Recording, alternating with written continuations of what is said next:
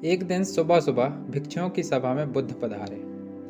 सभा में उनकी प्रतीक्षा कर रहे उनके शिष्य यह देखकर बहुत ही चकित हुए कि बुद्ध पहली बार अपने हाथ में कुछ लेकर आए। उनके हाथ में एक रुमाल था। बुद्ध के हाथों में रुमाल देखकर सभी समझ गए कि इसका कुछ न कुछ विशेष प्रयोजन जरूर होगा। बुद्ध ने अपने आसन पर विराजे और उन्होंने किसी से कुछ भी न कहा। उन्होंने रुमाल लिया और उसमें कुछ दूरी पर 5 गांठें लगा दी। यह सब देखकर शिष्य मन में सोच रहे थे कि अब बुद्ध क्या करेंगे, क्या कहेंगे। बुद्ध ने उनसे पूछा, कोई मुझे यह बता सकता है कि क्या यह वही रुमाल है जो गांठें लगाने से पहले था? बुद्ध के एक शिष्य ने कहा, इसका उत्तर देना कठिन है।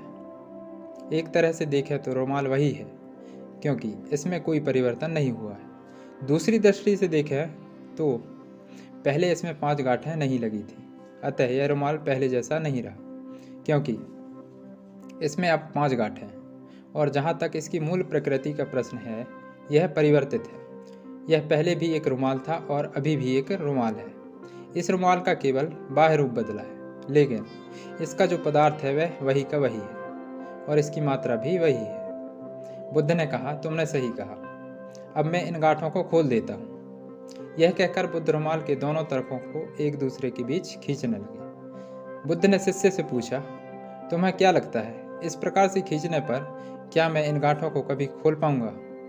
शिष्य ने कहा, नहीं गुरुजी, इस प्रकार तो आप इन गांठों को और भी मजबूत बना देंगे और यह कभी भी नहीं खुलेंगे। बुद्ध ने कहा, ठीक है, अब तुम मेरे अंतिम प्रश्न का उत्तर दो कि इन गांठों को खोलने के लिए मुझे क्या करना चाहिए। शिष्य बोला, इसके लिए मुझे निकटता से यह देखना होगा कि यह गांठें कैसे लग गए।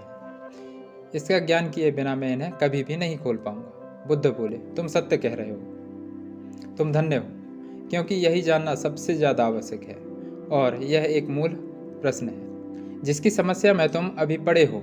उससे बाहर निकलने के लिए यह जरूरी है तुम यह जानो कि तुम उससे ग्रसित क्यों हुए हो। यदि तुम यह परीक्षण नहीं कर पाओगे तो कुछ नहीं होगा।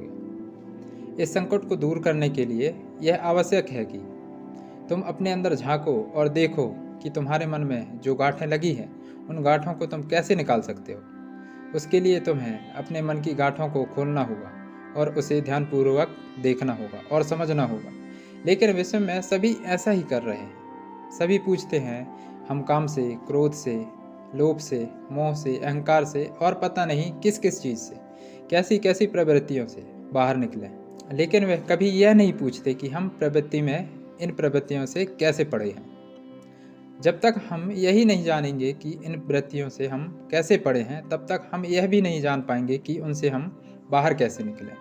तो सबसे पहले ज़रूरी यह है कि हम यह जानें कि हम इन सब में कैसे पड़े हैं। तभी हम इन गांठों को खोल पाएंगे और फिर रुमाल की तरह फैलकर अपने आकार को प्राप्त करेंगे। दोस्तों, इस कहानी से सीख यही मिलती है हमें कि हमें अपनी परेशानियों से छुटकारा कैसे पाया जाए।